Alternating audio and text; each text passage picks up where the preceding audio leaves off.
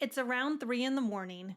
You wake up suddenly like there's an alarm clock inside of you going off. Okay, startled, your heart is racing, your mind is already busy, right? And there's something that's like a quiet sense of dread. It just kind of appears out of the clear blue, right? And it's not how it was when you went to sleep. If this is happening to you, I want you to hear this first, okay? This means you are not broken, right? It's not inevitable that it's going to keep happening, okay? And it's not just insomnia. It is a common perimenopause symptom, okay? And once you understand the rhythm behind it, it's going to help you get calm. So, what's going on? Our body runs on rhythm. It does follow a very predictable pattern. At night, cortisol, our main stress hormone, is supposed to stay low. That way we can heal. So when we're not stressed out, you could argue we're healing. I think that there's some truth in that. It's not totally full blanket kind of truth, but there's a lot of truth in it. Then our cortisol towards morning starts to rise. And so does some of our other like get up and go hormones like testosterone, right? And so when we have spikes and troughs, then we're not really looking at an ebb and flow rhythm. Okay, so our body is troughing, spiking. So that's big, big highs and big lows. And it's pulling and tugging everything with it. And that's the exaggeration that can happen when the rhythm gets disrupted in perimenopause. Stress during the day, right, means stress at night sometimes. So stress that are in the day can continue and stay higher as we get into the night. Recovery takes longer, right? You just can't like turn it off, right? And that's what people say, I can't turn it off. And then what happens, the nervous system becomes more reactive. And this is like someone hears like a door shut and they think, oh my gosh, there's this horrible loud noise, and the body kind of goes into a little bit of spasm. All right, that's an example of a spike. And then what happens, it recruits everything in the body as a reactivity, and then it exhausts it, and then it goes into a trough. And so we start to get in these spikes and these troughs. And it's very important to the 3 a.m. idea. So it's oftentimes these rebound effects is what wakes you up at night. There's a few of those things. Okay, so first of all, we get into this idea that we want to backtrack a little bit. So getting ready for sleep, right? And I'm going to talk about this in another episode soon. I'm really excited to talk about it because it kind of also gives a little bit more of a precursor explanation of what's going on in your brain that affects your sleep. So I want to talk about, though, the second wind, okay? So this is 9:30, right? And it's like when the body actually gets into the second wind, it starts another day. That's what I say to my patients. I say, getting a second wind is not good. So if you're getting a second wind, you definitely want to be hearing about this because this definitely ties into that 3 a.m. awakening and cortisol dysregulation and a ton of adrenal exhaustion. A lot of women will say, I get this second wind and I can go for hours. And I say, that's another day. That's taking on 2 stress loads with no recovery. If you are reveling in your second wind and you are mad at me now, interest, well, I can appreciate that. However, you do need to hear this because it is extremely disruptive. A second wind is extremely disruptive to your overall well-being. And honestly, there's no free lunch. You do that second wind, you are not in a gain situation. You are in a loss situation. It's not true energy, okay? It's survival mode. It's the cortisol telling the body we have to stay alert because something's going on, right? And it can be stimulated by noise, light, thoughts, right? Or, oh, I could just get this one thing done, right? Or someone needs you, and so you jump right into it. And I get that when you're when you're a mom or when you're out there or you're, someone at work calls or a friend, these ideas, sure, I get that occasionally, rarely. But really, you need to be getting into appreciating that second wind is not good for you.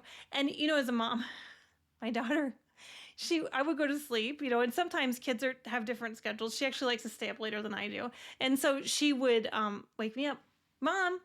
And I was like, oh man, I just fell asleep. And then I'd go back to sleep. Mom, and I'm like, okay. Third time she did that, I was awake, right? Because the first time I could kind of shrug it off. The second time, da da da. And the third time I was like, okay, my body's telling me something's going on. I'm getting all this messaging. I'm awake now. And it was just like a sleep destroyer. And I would try to explain that to her, like, honey, please, I need to be able to go to sleep and stay asleep. Because if I get like that, I'm going to go into alert mode. And that's going to be really disruptive. There's no integrity to sleep for me like that. So the physiology is really disrupted. Okay, so that happens, and that was like an alert. That was a second wind, if you will. But there's other ideas of what a second wind is, and you have that for you. And a lot of people think, oh yeah, I get into that and I can just knit through the night. It's like, that's 2 days. That's 2 days of exertion, physiologically demanding when you're already tired from the day. So if you have to do it because of, for whatever reason, let's say prolonged travel or a family member sick or, things of that nature, of course, our body is designed to handle those things, right? We're not going to have a system shutdown. But when you start doing that over and over again and it becomes chronic, you're over relying on the resources of the body, and that does not work. So please think about that. And please start thinking about respecting your bedtime, your sleep time, because it will pay off in huge dividends, especially if you're struggling with perimenopause symptoms. Okay, so once sleep becomes very difficult, your body starts to struggle with recovery because then you just kind of get less and less and less capacity, right? And sleep doesn't come from exhaustion. Okay, that is what people get with wired and tired. So they know they're exhausted, but their body's still in alert mode because something is making them feel like they need to be aware, alert, in fight or flight. So their body's going to protect themselves and it's going to stay alert and not sleep. Okay, and so sleep comes from the body feeling like, completeness.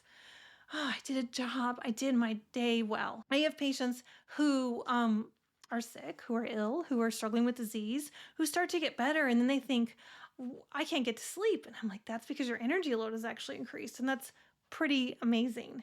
So the idea of that is you still want to go to bed really tired. You had a day. You had a beautiful, wonderful, hard, fantastic. You squeezed everything out of the day that you could, right?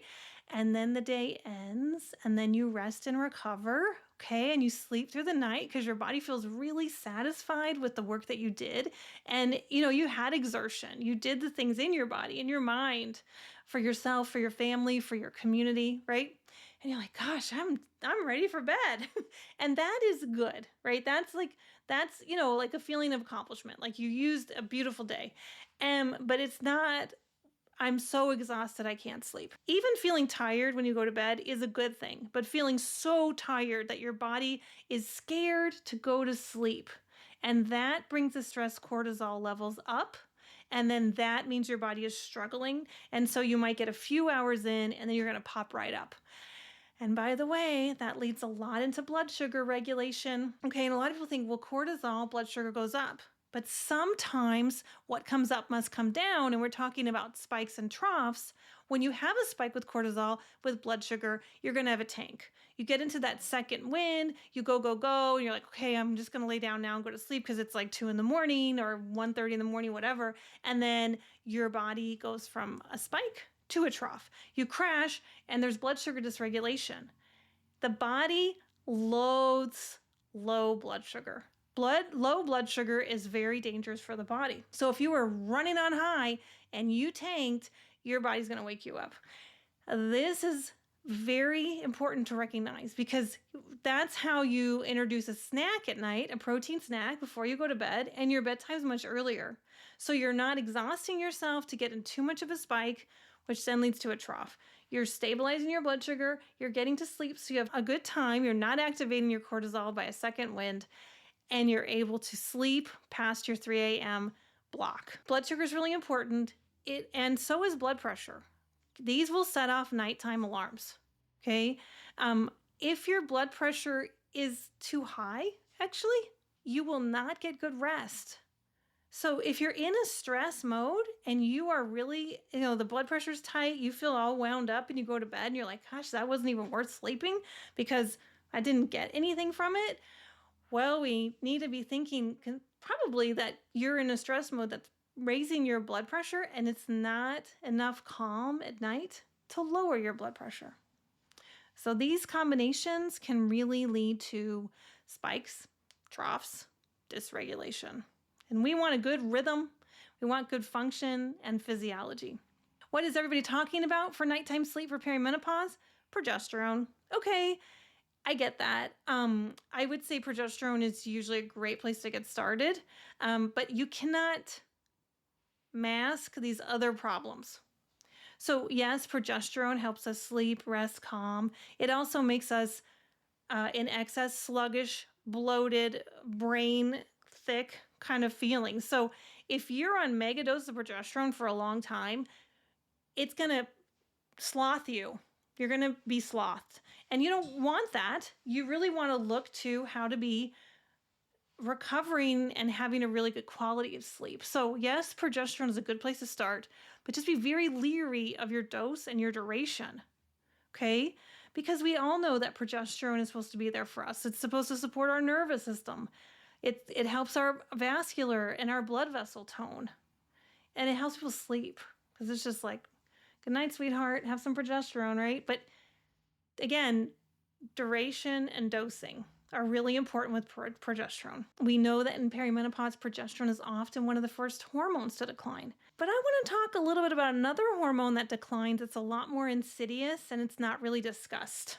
Okay, and that is serotonin, the happiness hormone. The happiness hormone needs a moment of appreciation, right? Serotonin is your happy hormone. A lot of us in perimenopause are struggling with that, right? We're getting stuff done. We should be happy. We've got the titles, the job, the car, the vacations if we want them, which we don't take enough of, right? Because we think it's a vacation when actually it's just like part of being alive and enjoying our lives. You may not know that serotonin converts to melatonin. Okay, so happy hormone then converts to sleep hormone, quality sleep hormone from our brain. And antioxidants, by the way. Melatonin is a potent antioxidant. So some kind of hidden backlines between, or about some hidden back stories about these two particular hormones. Serotonin is about happiness. Melatonin is about happy sleep. Melatonin is a really good sleep signal. Serotonin is a really good happiness to sleep signal. Okay. There's a few other things that lead us from happy day to happy night, right? And a lot of that is dark, calming down, our cortisol going down. Okay. But this is a layer that is really important because if you are not happy, right, you do not have a precursor that converts to your sleep hormone. So if you're not happy, you do not have a precursor that converts to your sleep hormone. While serotonin supports emotional steadiness during the day, when it's at night, it converts into melatonin. And that signals deep sleep, maybe happy sleep, right? So when stress stays high and sleep is fragmented, serotonin availability can drop. Just to give you a little, like how you can do about this, we have a guide for you to check out some of these ways that you can actually support your serotonin, all right? And I will tell you one of those ways is high serotonin foods. Eating high serotonin foods is a really great way to figure that out. And we'll have a list of those in your perimenopause framework so that you can find those easily, see which ones you like, and how to incorporate them throughout your day. That's a lot different than taking a serotonin, selective serotonin reuptake inhibitor, right? Which is a lot of the medications for depression. When your body isn't converting serotonin to melatonin, or there's like a serotonin like support that's necessary, right, to make us feel happy and to help us sleep, sometimes we're picking the vigilance of a second wind over rest. We're going to get into that in another episode. But what happens is the signal to stay asleep becomes easier to interrupt. And so that's really important to remember. We want to restore these rhythms and support them so that they're easy to follow and they are very good about recovery and healing. Restoring nighttime rhythm is the goal, okay? We want to have stability by supporting blood sugar, okay? Closing the day mentally, anchoring the morning. These are some thoughts that we'll also have in the guide to give you some more clarity, but think about those. What does that mean to you? Okay. The 3 a.m. wake up is not random. It's your body communicating through a rhythm. When cortisol surges and troughs, spikes and troughs, when blood sugar spikes and troughs, when your blood pressure might spike and trough or stay spiked, right? Some of these things might also all stay spiked. The body feels unstable. The systems that like rhythm become unstable, and they don't like that, okay? The body may start another stress cycle when it really needs to rest. We can call that a second wind. Our job isn't to fight that response. We need to recognize that the day is complete, okay? That is a lot about the idea of what I just said with closing the day mentally. I really like that idea. It's also a lot about gratitude for what happened in the day. It's a lot about respect and admiration for yourself. So that's important. Anyway, I teach that in the perimenopause framework. That is a guide for you to understand how our dynamic bodies are shifting during this perimenopause state. Just remember, you're not feeling sleep.